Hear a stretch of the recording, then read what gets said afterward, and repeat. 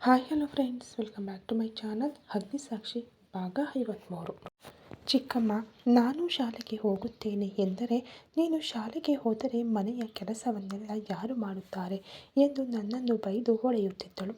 ಆದರೂ ನಾನು ಮನೆಯ ಕೆಲಸವನ್ನೆಲ್ಲ ಮಾಡಿಯೇ ಹೋಗುತ್ತೇನೆ ಚಿಕ್ಕಮ್ಮ ಎಂದು ಹೇಳಿದರೆ ಸರಿ ಎಂದು ಒಪ್ಪಿಕೊಂಡು ಕೆಲಸವೆಲ್ಲ ಮಾಡಿ ಗೌರ್ನಮೆಂಟ್ ಶಾಲೆಗೆ ಹೋಗಲು ಹೇಳುತ್ತಿದ್ದಳು. ನಾನು ಹಾಗೆಯೇ ಮನೆಯ ಕೆಲಸವನ್ನೆಲ್ಲ ಮಾಡಿ ಶಾಲೆಗೆ ಹೋಗುತ್ತಿದ್ದೆ.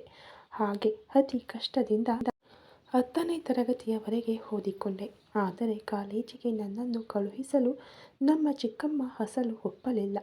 ಏಕೆ ಎಂದು ಅಕ್ಕಪಕ್ಕದವರು ಕೇಳಿದರೆ, ಅವಳು ಕಾಲೇಜಿಗೆ ಸೇರಿ ಯಾರನ್ನಾದರೂ ಪ್ರೀತಿಸಿ ಅವನೊಂದಿಗೆ ಹೋದರೆ ಆಗ ನೀನು ನನಗೆ ಉತ್ತರ ಹೇಳುತ್ತೀಯಾ ಎಂದು ಅಕ್ಕಪಕ್ಕದವರ ಬಾಯಿ ಮುಚ್ಚಿಸಿದಳು. ಅದರಿಂದ ನಮ್ಮ ಚಿಕ್ಕಮ್ಮನ ಬಾಯಿಗೆ ಹೆದರಿ ಯಾರೂ ಸಹ ಒಂದು ಮಾತು ಆಡಲಿಲ್ಲ. ಆ ದಿನದಿಂದ ಸಂಪೂರ್ಣವಾಗಿ ಮನೆಯಲ್ಲೇ ಇದ್ದು ಅವರಿಗೆ ಗುಲಾಮಳಾಗಿಬಿಟ್ಟೆ. ಅವರಿಗೆ ಏನು ಬೇಕೆಂದರೆ ಅದನ್ನು ಮಾಡಿಕೊಡುತ್ತಿದ್ದೆ. ಕನಿಷ್ಠ ನನ್ನನ್ನು ಎಲ್ಲಿಗೂ ಕಳುಹಿಸುತ್ತಿರಲಿಲ್ಲ. ಆದರೆ ಆಗಾಗ ಮನಃಶಾಂತಿಗಾಗಿ ದೇವಸ್ಥಾನಕ್ಕೆ ಮಾತ್ರ ಹೋಗಿ ಬರುತ್ತಿದ್ದೆ. ಅದಕ್ಕೂ ಸಹ ಅತಿ ಕಷ್ಟದಿಂದ ಒಪ್ಪಿಕೊಂಡಳು ನಮ್ಮ ಚಿಕ್ಕಮ್ಮ.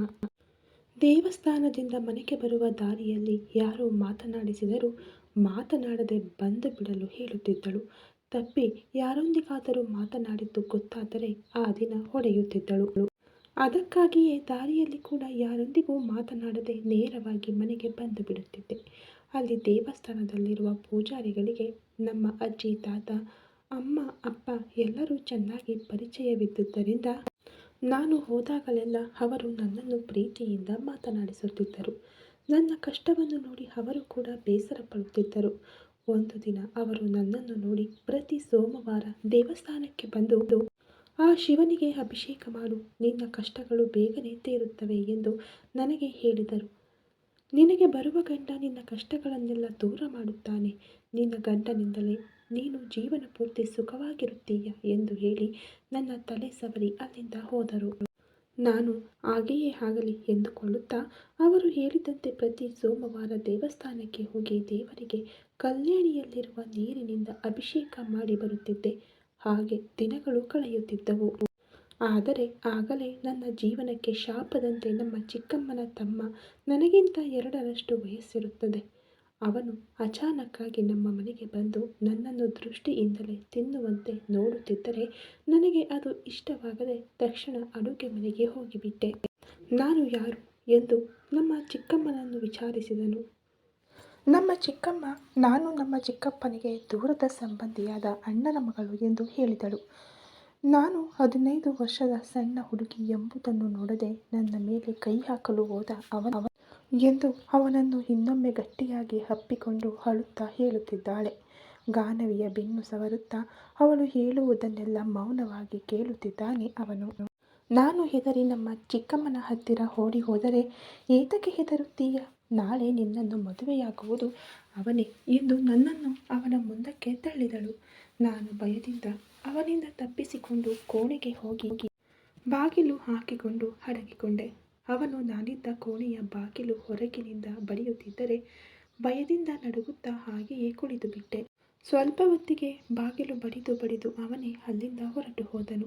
ಆದರೆ ನಮ್ಮ ಚಿಕ್ಕಮ್ಮ ಹೊರಗಡೆ ಅವನಿಗೆ, ಇದು ನಿನಗೆ ದಕ್ಕಬೇಕೆಂದರೆ ಅವಳನ್ನು ಮದುವೆಯಾಗು ಎಂದು ಹೇಳುವುದರೊಂದಿಗೆ, ನೀನು ಯಾವಾಗ ಎಂದರೆ ಆಗಲೇ ನಾನು ಮದುವೆಯಾಗುತ್ತೇನೆ ಅಕ್ಕ, ಅವಳ ಕೊರಳಲ್ಲಿ ಈಗಲೇ ಎಂದರೆ ಈಗಲೇ ತಾಳಿ ಕಟ್ಟುತ್ತೇನೆ ಎನ್ನುತ್ತಿದ್ದರೆ, ಸರಿ, ನಾಳೆಯೇ ಮದುವೆಗೆ ಏರ್ಪಾಟು ಮಾಡುತ್ತೇನೆ ಎಂದು ನಮ್ಮ ಚಿಕ್ಕಮ್ಮ ಅಭಯ ನೀಡಿ ಅವನನ್ನು ಕಳುಹಿಸಿದಳು. ಬೆಳಿಗ್ಗೆ ಮದುವೆಗಾಗಿ ರೆಡಿಯಾಗಿ ಬಂದ ಅವನು ನನ್ನನ್ನು ನೋಡಿ ವಿಕಾರವಾಗಿ ನಗುತ್ತಿದ್ದರೆ ನನಗೆ ಭಯವಾಗಿ ಮತ್ತೆ ಒಳಗೆ ಹೋಗಿ ಬಚ್ಚಿಟ್ಟುಕೊಂಡೆ. ಅಕ್ಕಪಕ್ಕದವರು ನಡೆಯುವುದನ್ನೆಲ್ಲವನ್ನ ನೋಡಿ ನಮ್ಮ ಚಿಕ್ಕಮ್ಮನನ್ನ ಹೆದರಿಸಿದರು. ಸಣ್ಣ ಹುಡುಗಿಗೆ ಅವನನ್ನು ಕೊಟ್ಟು ಮದುವೆ ಮಾಡುತ್ತಾ ಇದ್ದೀಯಾ? ಆ ಹುಡುಗಿಗೆ ಇನ್ನು 15 ವರ್ಷ. ನೀನು ಈಗ ಮದುವೆ ಮಾಡಿದೆ ಎಂದರೆ ಪೊಲೀಸ್ ಸ್ಟೇಷನ್ನಲ್ಲಿ ಕಂಪ್ಲೇಂಟ್ ಕೊಡುತ್ತೇನೆ ಎಂದು ಹೆದರಿಸಿದ್ದರಿಂದ ನಮ್ಮ ಚಿಕ್ಕಮ್ಮ ಹಿಂದೆ ಸರಿದಳು. ನಮ್ಮ ಚಿಕ್ಕಮ್ಮ ಅವನೊಂದಿಗೆ, ಈಗಿನ್ನೂ ಅವಳು ಸಣ್ಣ ಹುಡುಗಿ, ಇನ್ನೊಂದು 3 ವರ್ಷ ಕಾದೆ ಎಂದರೆ ಅವಳಿಗೆ 18 ವರ್ಷ ಬರುತ್ತದೆ. ಆಗ ನಾನೇ ಅವಳನ್ನು ನಿನಗೆ ಕೊಟ್ಟು ಮದುವೆ ಮಾಡುತ್ತೇನೆ, ಅಲ್ಲಿಯವರೆಗೆ ಕಾಯಿ ಎಂದು ಅವನಿಗೆ ನಂಬಿಸಿ ಕಳುಹಿಸಿದಳು. ಅಲ್ಲಿಯವರೆಗೂ ನಾನು ಸ್ವಲ್ಪವೂ ಸಮಾಧಾನವಾಗಲಿಲ್ಲ.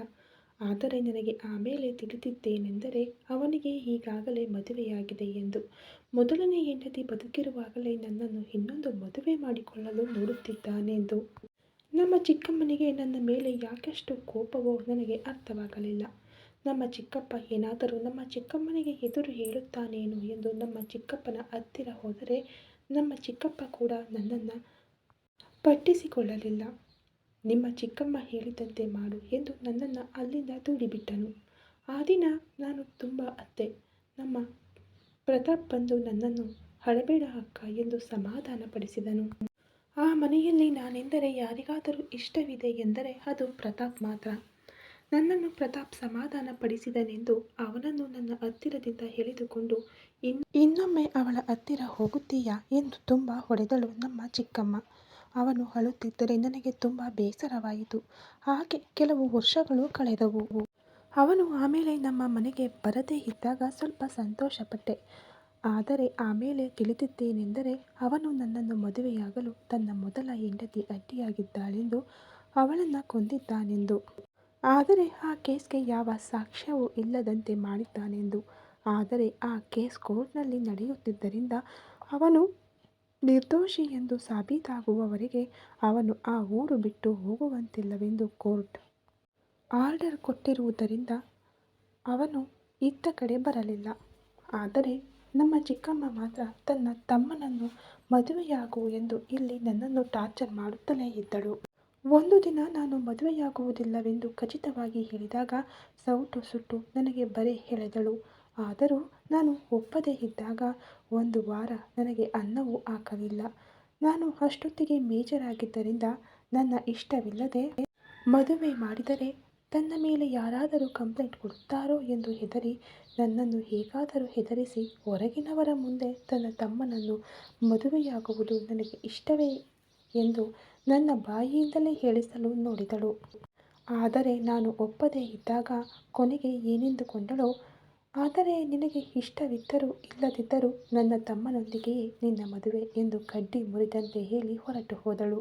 ಹಾಗೆಯೇ ದಿನಗಳು ಕಳೆಯುತ್ತಿವೆ. ಎಂದಿನಂತೆ ಆ ದಿನ ಸೋಮವಾರವಾಗಿದ್ದರಿಂದ ನಾನು ಶಿವಾಲಯದಲ್ಲಿ ದೇವರಿಗೆ ಅಭಿಷೇಕ ಮಾಡಲು ಹೋದೆ. ನೀರಿನ ಕೊಡವನ್ನು ತೆಗೆದುಕೊಂಡು ಬರುತ್ತಿದ್ದ ನನ್ನನ್ನು ಅಲ್ಲಿ ಪೂಜಾರಿಗಳು ನೋಡಿ ಅತ್ತ ಬರಲು ಕರೆದರು. ಏನು ಪೂಜಾರಿಗಳೇ ಎಂದು ನಾನು ಕೇಳುತ್ತಿರುವಾಗ ಅವರ ಪಕ್ಕದಲ್ಲೇ ಕುಳಿತಿದ್ದ ಅಜ್ಜಿಯವರನ್ನು ಆಗಲೇ ನಾನು ಮೊದಲ ಬಾರಿಗೆ ನೋಡಿದೆ. ಅವರು ಅಜ್ಜಿಯವರಿಗೆ ನನ್ನನ್ನು ತೋರಿಸುತ್ತಾ ಪರಿಚಯ ಮಾಡಿದರು. ನನಗೆ ಅಲ್ಲಿಯವರೆಗೂ ಅವರು ಯಾರೆಂದು ಗೊತ್ತಿರಲಿಲ್ಲ. ವಿನಯವಾಗಿ ನಮಸ್ಕಾರ ಮಾಡಿ ತಕ್ಷಣ ಅಲ್ಲಿಂದ ಹೋಗಿ ದೇವರಿಗೆ ಅಭಿಷೇಕ ಮಾಡಿಕೊಂಡು ಮನೆಗೆ ಹೊರಟು ಹೋದೆ. ಆಮೇಲೆ ಏನು ನಡೆಯಿತೋ ನನಗಂತೂ ಗೊತ್ತಿಲ್ಲ. ಆದರೆ ಇದ್ದಕ್ಕಿದ್ದಂತೆ ನಮ್ಮ ಚಿಕ್ಕಮ್ಮ ನನ್ನ ಹತ್ತಿರ ಬಂದು, ಸರಿ, ತಮ್ಮನನ್ನು ಮದುವೆಯಾಗುವುದು ನಿನಗೆ ಇಷ್ಟವಿಲ್ಲವಲ್ಲ, ನಾನು ಇನ್ನೊಂದು ಸಂಬಂಧ ನೋಡಿದ್ದೇನೆ, ತುಂಬ ಒಳ್ಳೆಯ ಸಂಬಂಧ. ಇದು ಕೂಡ ಇಷ್ಟವಿಲ್ಲವೆಂದರೆ ನನ್ನ ಮನೆಯಿಂದ ನೀನು ಹೊರಟು ಹೋಗಬಹುದು ಎಂದು ಹೇಳಿದಾಗ ಸರಿ ಎಂದು ಒಪ್ಪಿಕೊಂಡೆ. ಆದರೆ ನನ್ನನ್ನು ಮದುವೆಯಾಗುವವರು ಯಾರೆಂದು ನನಗೆ ಸ್ವಲ್ಪವೂ ಗೊತ್ತಿರಲಿಲ್ಲ. ಕನಿಷ್ಠ ಆಗಿನವರೆಗೂ ನಿಮ್ಮ ಹೆಸರು ಆಗಲಿ ನಿಮ್ಮ ಊರು ಆಗಲಿ ನಿಮ್ಮ ಬಗ್ಗೆ ಒಂದೇ ಒಂದು ವಿಷಯವೂ ನನಗೆ ಗೊತ್ತಿರಲಿಲ್ಲ. ಮೌನವಾಗಿಯೇ ಆ ದೇವರ ಮೇಲೆ ಭಾರ ಹಾಕಿ ಮದುವೆ ಮಣೆ ಮೇಲೆ ಕುಳಿತೆ. ಮದುವೆ ಮಣೆ ಮೇಲೆಯೇ ಮೊದಲ ಬಾರಿಗೆ ನಿಮ್ಮನ್ನು ನೋಡಿದೆ. ನಿಜವಾಗಿಯೂ ನಿಮ್ಮನ್ನು ನನ್ನ ಗಂಡನಾಗಿ ನನ್ನ ಮನಸ್ಸಿನಲ್ಲಿ ಆ ಕ್ಷಣ ತುಂಬಿಕೊಂಡೆ. ನೀವು ನನ್ನ ಕೊರಳಲ್ಲಿ ತಾಳಿ ಕಟ್ಟಿದ ತಕ್ಷಣ ಈ ಜೀವನ ನಿಮಗೆ ಅರ್ಪಿತ ಎಂದು ನಿರ್ಧರಿಸಿಕೊಂಡೆ. ಹಾಗೆಯೇ ನಿಮ್ಮನ್ನು ಮನಪೂರ್ವಕವಾಗಿ ನನ್ನ ಗಂಡನಾಗಿ ಭಾವಿಸಿ ನಿಮ್ಮ ಹಿಂದೆ ನಡೆದು ಬಂದೆ. ಆದರೆ ನಿಮಗೆ ನಾನೆಂದರೆ ಇಷ್ಟವಿಲ್ಲವೆಂದು ಆ ನಿಮಿಷ ನನಗೆ ಗೊತ್ತಿರಲಿಲ್ಲ. ಮನೆತನಕ ಬಂದ ಮೇಲೆ ಹೊಸ್ತಿಲಲ್ಲೇ ನನ್ನನ್ನು ಬಿಟ್ಟು ಹೋದ ನಿಮ್ಮನ್ನು ನೋಡಿ ನನಗೆ ಅರ್ಥವಾಯಿತು, ನಿಮಗೆ ಈ ಮದುವೆ ಇಷ್ಟವಿಲ್ಲವೆಂದು. ಆದರೆ ಏನೂ ಮಾತನಾಡಲಾಗದೆ ಮೌನವಾಗಿ ಉಳಿದು ಬಿಟ್ಟೆ. ನಿಮ್ಮ ಪ್ರೀತಿ ಪಡೆಯುವುದಕ್ಕಾಗಿ ಎಷ್ಟು ಕಾಲವಾದರೂ ಕಾಯಬೇಕೆಂದುಕೊಂಡೆ. ಆದರೆ ನಮ್ಮ ಮೊದಲ ರಾತ್ರಿಯ ಮೊದಲು ನಿಮ್ಮ ಕಣ್ಣುಗಳಲ್ಲಿ ಪ್ರೀತಿ ನೋಡಿದ ನಾನು ಕ್ಷಣದಲ್ಲಿ ರೌದ್ರವಾಗಿ ಬದಲಾದ ನಿಮ್ಮ ರೂಪವನ್ನು ನೋಡಿ ಭಯಪಟ್ಟೆ. ಆದರೆ ತಕ್ಷಣ ನೀವು ನನ್ನನ್ನು ಮದುವೆಯಾಗಲು 50 ಲಕ್ಷ ತೆಗೆದುಕೊಂಡಿದ್ದೀಯಾ ಎಂದ ಕೂಡಲೇ ಅಸಲಿಗೆ ನಾನೇನು ಕೇಳಿಸಿಕೊಳ್ಳುತ್ತಿದ್ದೇನೆಂದು ಅರ್ಥವಾಗದೆ ಕಲ್ಲಾಗಿ ನಿಂತು ಬಿಟ್ಟೆ. ಆ ಕ್ಷಣ ನಿಮ್ಮ ಮಾತುಗಳ ಮೂಲಕ ನನಗೆ ತಿಳಿದಿದ್ದೇನೆಂದರೆ, ನಮ್ಮ ಚಿಕ್ಕಮ್ಮ ತನ್ನ ತಮ್ಮನನ್ನು ಬಿಟ್ಟು ನನ್ನನ್ನು ನಿಮಗೆ ಕೊಟ್ಟು ಮದುವೆ ಮಾಡಲು ಅಜ್ಜಿಯವರ ಹತ್ತಿರ 50 ಲಕ್ಷ ತೆಗೆದುಕೊಂಡಿದ್ದಾಳೆಂದು. ನಾನು ಮದುವೆಯಾಗಿ ಹೋದರೂ ನಿಮ್ಮೊಂದಿಗೆ ಸಂತೋಷವಾಗಿರಲು ಬಿಡದೆ ನನ್ನ ಬಗ್ಗೆ ನಿಮಗೆ ಸಂಪೂರ್ಣವಾಗಿ ಕೆಟ್ಟದಾಗಿ ಹೇಳಿದ್ದಾಳೆಂದು ನನಗೆ ಅರ್ಥವಾಯಿತು. ಆದರೆ ಆ ದಿನ ನೀವು ನನ್ನ ಬಗ್ಗೆ ನಿಮಗೆ ಹೇಳುವ ಒಂದೇ ಒಂದು ಅವಕಾಶವನ್ನು ಕೂಡ ನನಗೆ ಕೊಡಲೇ ಇಲ್ಲ. Hi hello friends, welcome back to my channel Agnisakshi ಭಾಗ 53. ಚಿಕ್ಕಮ್ಮ, ನಾನು ಶಾಲೆಗೆ ಹೋಗುತ್ತೇನೆ ಎಂದರೆ ನೀನು ಶಾಲೆಗೆ ಹೋದರೆ ಮನೆಯ ಕೆಲಸವನ್ನೆಲ್ಲ ಯಾರು ಮಾಡುತ್ತಾರೆ ಎಂದು ನನ್ನನ್ನು ಬೈದು ಹೊಳೆಯುತ್ತಿದ್ದಳು. ಆದರೂ ನಾನು ಮನೆಯ ಕೆಲಸವನ್ನೆಲ್ಲ ಮಾಡಿಯೇ ಹೋಗುತ್ತೇನೆ ಚಿಕ್ಕಮ್ಮ ಎಂದು ಹೇಳಿದರೆ ಸರಿ ಎಂದು ಒಪ್ಪಿಕೊಂಡು ಕೆಲಸವೆಲ್ಲ ಮಾಡಿ ಗೌರ್ನಮೆಂಟ್ ಶಾಲೆಗೆ ಹೋಗಲು ಹೇಳುತ್ತಿದ್ದಳು. ನಾನು ಹಾಗೆಯೇ ಮನೆಯ ಕೆಲಸವನ್ನೆಲ್ಲ ಮಾಡಿ ಶಾಲೆಗೆ ಹೋಗುತ್ತಿದ್ದೆ. ಹಾಗೆ ಅತಿ ಕಷ್ಟದಿಂದ 10ನೇ ತರಗತಿಯವರೆಗೆ ಓದಿಕೊಂಡೆ. ಆದರೆ ಕಾಲೇಜಿಗೆ ನನ್ನನ್ನು ಕಳುಹಿಸಲು ನಮ್ಮ ಚಿಕ್ಕಮ್ಮ ಅಸಲು ಒಪ್ಪಲಿಲ್ಲ. ಏಕೆ ಎಂದು ಅಕ್ಕಪಕ್ಕದವರು ಕೇಳಿದರೆ, ಅವಳು ಕಾಲೇಜಿಗೆ ಸೇರಿ ಯಾರನ್ನಾದರೂ ಪ್ರೀತಿಸಿ ಅವನೊಂದಿಗೆ ಹೋದರೆ ಆಗ ನೀನು ನನಗೆ ಉತ್ತರ ಹೇಳುತ್ತೀಯಾ ಎಂದು ಅಕ್ಕಪಕ್ಕದವರ ಬಾಯಿ ಮುಚ್ಚಿಸಿದಳು. ಅದರಿಂದ ನಮ್ಮ ಚಿಕ್ಕಮ್ಮನ ಬಾಯಿಗೆ ಹೆದರಿ ಯಾರೂ ಸಹ ಒಂದು ಮಾತು ಆಡಲಿಲ್ಲ. ಆ ದಿನದಿಂದ ಸಂಪೂರ್ಣವಾಗಿ ಮನೆಯಲ್ಲೇ ಇದ್ದು ಅವರಿಗೆ ಗುಲಾಮಳಾಗಿ ಬಿಟ್ಟೆ. ಅವರಿಗೆ ಏನು ಬೇಕೆಂದರೆ ಅದನ್ನು ಮಾಡಿಕೊಡುತ್ತಿದ್ದೆ. ಕನಿಷ್ಠ ನನ್ನನ್ನು ಎಲ್ಲಿಗೂ ಕಳುಹಿಸುತ್ತಿರಲಿಲ್ಲ. ಆದರೆ ಆಗಾಗ ಮನಃಶಾಂತಿಗಾಗಿ ದೇವಸ್ಥಾನಕ್ಕೆ ಮಾತ್ರ ಹೋಗಿ ಬರುತ್ತಿದ್ದೆ. ಅದಕ್ಕೂ ಸಹ ಅತಿ ಕಷ್ಟದಿಂದ ಒಪ್ಪಿಕೊಂಡಳು ನಮ್ಮ ಚಿಕ್ಕಮ್ಮ. ದೇವಸ್ಥಾನದಿಂದ ಮನೆಗೆ ಬರುವ ದಾರಿಯಲ್ಲಿ ಯಾರೋ ಮಾತನಾಡಿಸಿದರೂ ಮಾತನಾಡದೆ ಬಂದು ಬಿಡಲು ಹೇಳುತ್ತಿದ್ದಳು. ತಪ್ಪಿ ಯಾರೊಂದಿಗಾದರೂ ಮಾತನಾಡಿದ್ದು ಗೊತ್ತಾದರೆ ಆ ದಿನ ಹೊಡೆಯುತ್ತಿದ್ದಳು. ಅದಕ್ಕಾಗಿಯೇ ದಾರಿಯಲ್ಲಿ ಕೂಡ ಯಾರೊಂದಿಗೂ ಮಾತನಾಡದೆ ನೇರವಾಗಿ ಮನೆಗೆ ಬಂದು ಬಿಡುತ್ತಿದ್ದೆ. ಅಲ್ಲಿ ದೇವಸ್ಥಾನದಲ್ಲಿರುವ ಪೂಜಾರಿಗಳಿಗೆ ನಮ್ಮ ಅಜ್ಜಿ, ತಾತ, ಅಮ್ಮ, ಅಪ್ಪ ಎಲ್ಲರೂ ಚೆನ್ನಾಗಿ ಪರಿಚಯವಿದ್ದುದರಿಂದ ನಾನು ಹೋದಾಗಲೆಲ್ಲ ಅವರು ನನ್ನನ್ನು ಪ್ರೀತಿಯಿಂದ ಮಾತನಾಡಿಸುತ್ತಿದ್ದರು. ನನ್ನ ಕಷ್ಟವನ್ನು ನೋಡಿ ಅವರು ಕೂಡ ಬೇಸರ ಪಡುತ್ತಿದ್ದರು. ಒಂದು ದಿನ ಅವರು ನನ್ನನ್ನು ನೋಡಿ ಪ್ರತಿ ಸೋಮವಾರ ದೇವಸ್ಥಾನಕ್ಕೆ ಬಂದು ಆ ಶಿವನಿಗೆ ಅಭಿಷೇಕ ಮಾಡು, ನಿನ್ನ ಕಷ್ಟಗಳು ಬೇಗನೆ ತೀರುತ್ತವೆ ಎಂದು ನನಗೆ ಹೇಳಿದರು. ನಿನಗೆ ಬರುವ ಗಂಡ ನಿನ್ನ ಕಷ್ಟಗಳನ್ನೆಲ್ಲ ದೂರ ಮಾಡುತ್ತಾನೆ.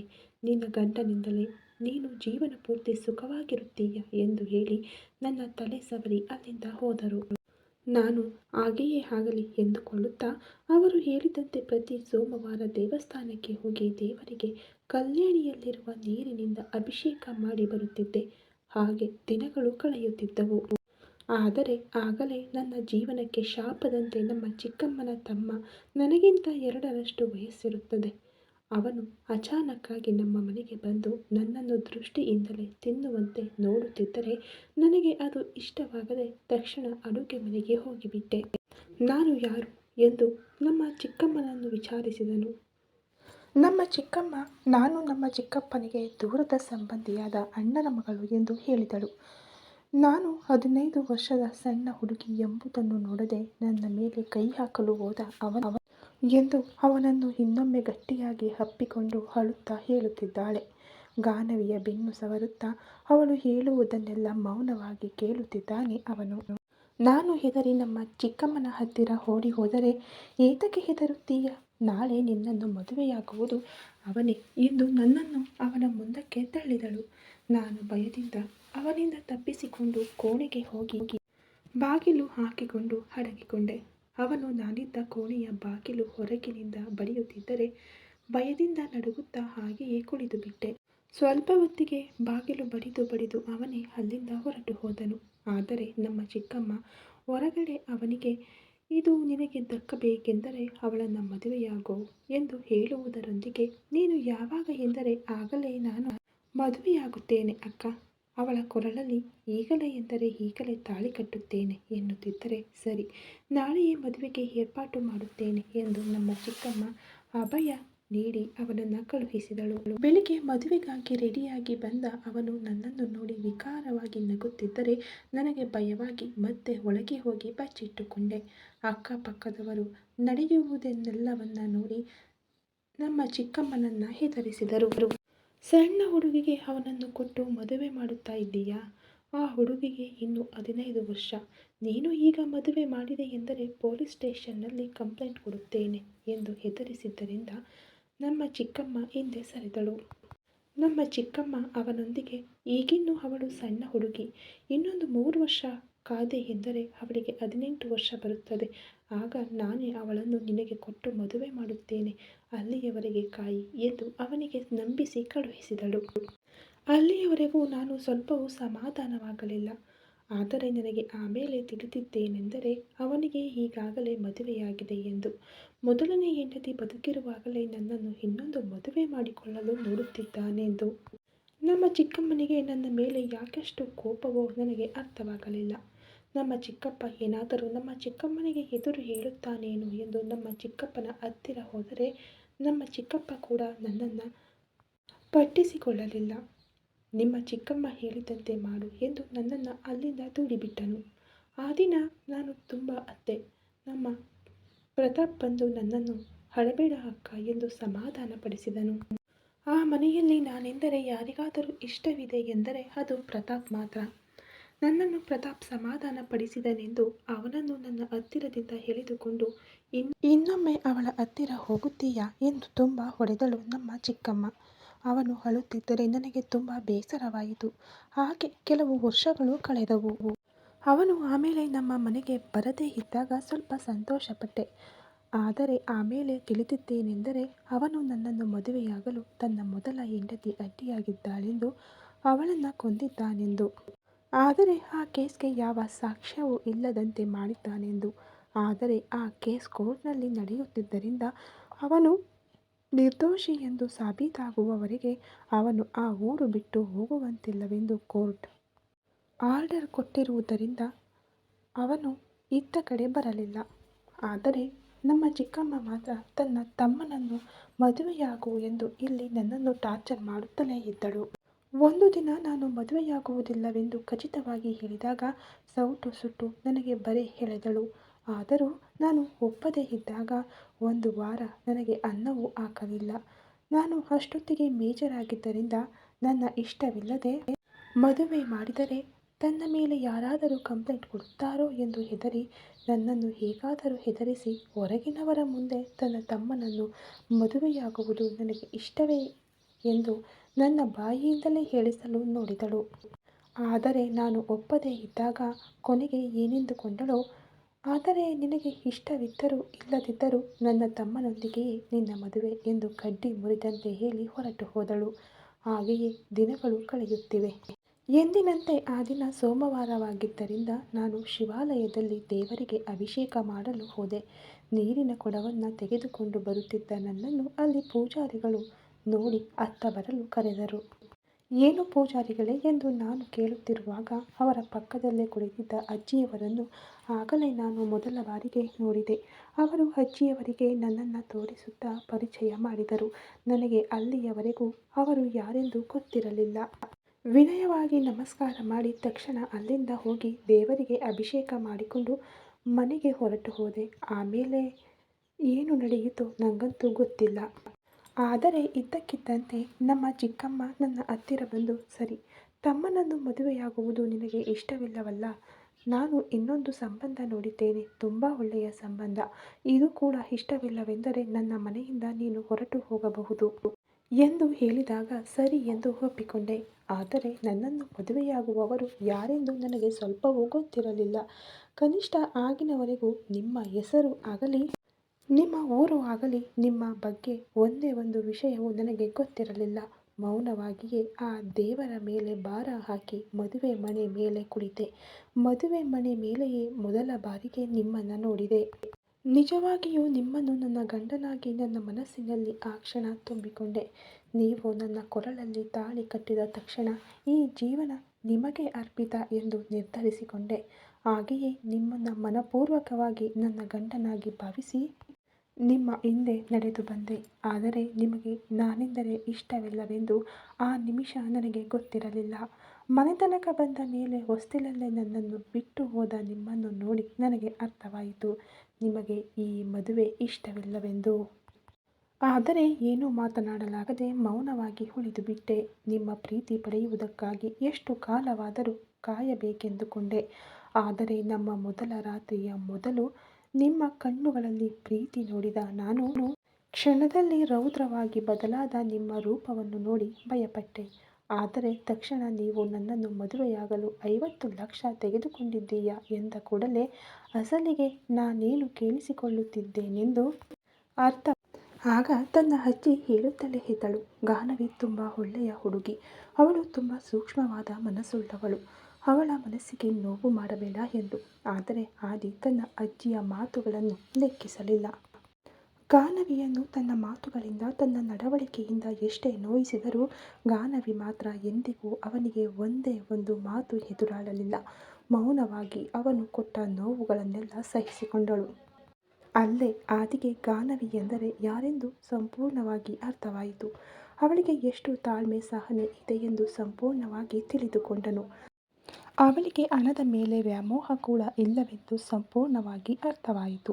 ಹಾಗಾಗಿಯೇ ಗಾನವಿಯನ್ನು ಪೂರ್ಣ ರೂಪದಲ್ಲಿ ತನ್ನ ಹೆಂಡತಿಯಾಗಿ ಮಾಡಿಕೊಳ್ಳಬೇಕೆಂದುಕೊಂಡನು.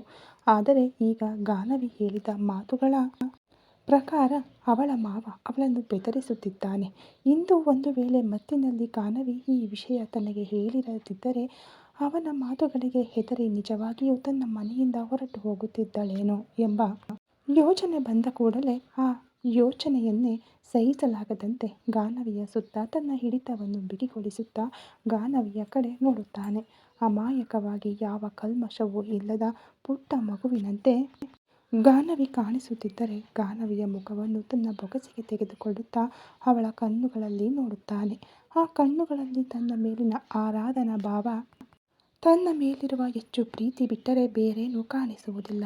ಗಾನವಿ ಕೂಡ ಆದಿ ಕಣ್ಣುಗಳಲ್ಲಿ ಪ್ರೀತಿಯಿಂದ ನೋಡುತ್ತಿರುವುದರಿಂದ ತಕ್ಷಣ ಒಂದು ಕ್ಷಣವೂ ತಡ ಮಾಡದೆ ಗಾನವಿ ದೂರವಾಗಿ ಬಿಡುತ್ತಾಳೇನೋ ಎಂಬ ಭಾವನೆಯನ್ನೇ ಸಹಿಸಲಾಗದಂತೆ ಅವಳ ತುಟಿಗಳನ್ನು ಆತುಕೊಳ್ಳುತ್ತಾನೆ ಆದಿ. ಈ ಕಥೆ ಇನ್ನು ಮುಂದುವರೆಯುವುದು ಫ್ರೆಂಡ್ಸ್. ದಯವಿಟ್ಟು ಸ್ಟೋರಿ ಇಷ್ಟ ಆಗ್ತಾ ಇದ್ದರೆ ಲೈಕ್ ಮಾಡಿ, ಶೇರ್ ಮಾಡಿ, ಕಮೆಂಟ್ ಮಾಡಿ, ಹಾಗೆ ಸಬ್ಸ್ಕ್ರೈಬ್ ಮಾಡಿಕೊಂಡು ವಿಡಿಯೋ ನೋಡಿ. Thank you so much.